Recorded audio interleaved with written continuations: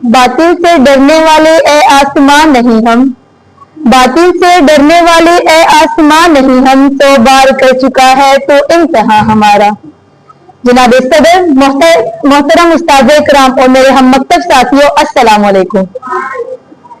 آج مجھے جس موضوع پر لب کشائی کرنے کا موقع ملا ہے اس کا عنوان ہے یوم دفاع پاکستان۔ 65 کی جب جنگ ہوئی، کفر پہ دنیا تنگ ہوئی، رحمت ہمارے سنگ ہوئی، آیا تھا دبنے دب گیا باطل، آیا تھا دبنے دب گیا باطل، آیا تھا جھکنے جھک گیا باطل، آیا تھا مٹنے مٹ گیا باطل، قاتل ہوا پھر خود وہاں قاتل۔ وجاء الحق کا وضاحت الباطل ان الباطل کان زہوقا۔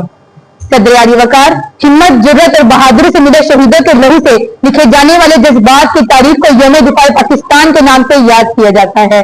اعلیٰ مرتبہ چشمہ فلک نے وہ دن بھی دیکھا جب میرا پڑوسی دشمن ٹینکوں اور توپوں کی فوج لے کر میرے ملک کی سرحدوں پر چڑھائی کر دوڑا۔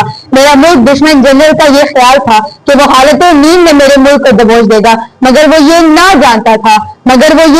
جانتا تھا کہ میرے محافظے میری ملت کے رکھوالے واقعی راتوں کو جا کر اپنی شہادت کی دعائیں مانگتے ہیں۔ جناب والا، میرے ملت کے محافظ اٹھے، ہمت اور جہادری کا لبادہ اوڑے ہوئے، جھنڈا کے مقام پر سب سے بڑا قبرستان بنا ڈالا، شہادت کے متلاشی میں شاہین اوڑے 52 سیکنڈ میں دشمن کے 5 ٹینکی توپوں کو ڈھیر کر ڈالا اور بتایا کہ شیر کی فجاعت میں ہاتھ ڈالنے کا کیا انجام ہوتا ہے۔ ہمیں تم دکھاتے ہو نیچا جہاں سے، اصل میں تمہیں راز عزت نہیں ہے۔ ہمیں تم دکھاتے ہو نیچا جہاں سے، اصل میں راز تمہیں عزت نہیں ہے۔ کہو تو کوئی اور رخ بھی دکھا دے، کہو تو کہیں اور رخ بھی دکھا دے، اکیلے ہم میں شرافت نہیں ہے۔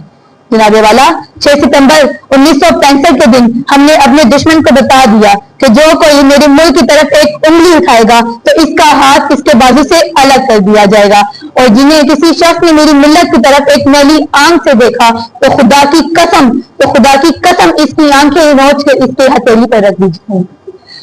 ہم غزنوی ہم بت شکن، تم اور ہو ہم اور ہیں۔ ہم غزنوی ہم بت شکن، تم اور ہو ہم اور ہیں، ایسو مناتے برہمن، تم اور ہو ہم اور ہیں۔ شکریہ۔